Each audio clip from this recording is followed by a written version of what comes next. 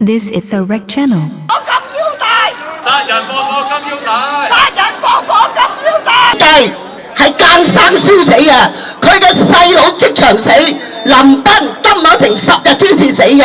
車路嗰度啦嚇，就係有大報有啲報紙寫住林彬係呢個林彬，呢個林彬啊嚇就係喺遇害之前已經2日已經有預謀噶啦。仲有太多啦，仲有對北國嘅小姐弟，家姐只有7歲，佢哋行翻去行過嘅啫，亦都俾佢哋炸死咗。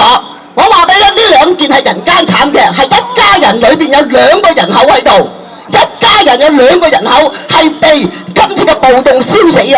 楊光絕對要負責任，因為佢係嗰次嘅事件嘅統籌。楊光今日係殺人放火金腰帶，佢亦都得到風光大狀，呢個係一個諷刺，係一個恥辱，香港歷史上嘅恥辱。咁個菠蘿啦嚇就係同胞勿近，有陣時佢係真彈，有陣時就係炸彈。咁啊炸彈啊，佢又點樣放㗎啦？向架私家車個座位嗰度開咗個窿，然之後行過停一停，就放咗個菠蘿喺個馬路中間。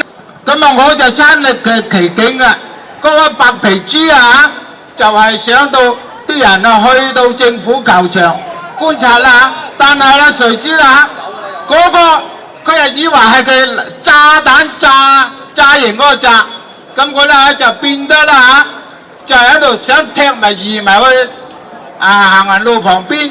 咁誰知咧佢一爆就爆咗，所以遍地開花。陽光係響嗰啲叫做安家費啲受害嘅工人啊，就向佢攞安家費。陽光咧會走去避，唔敢見。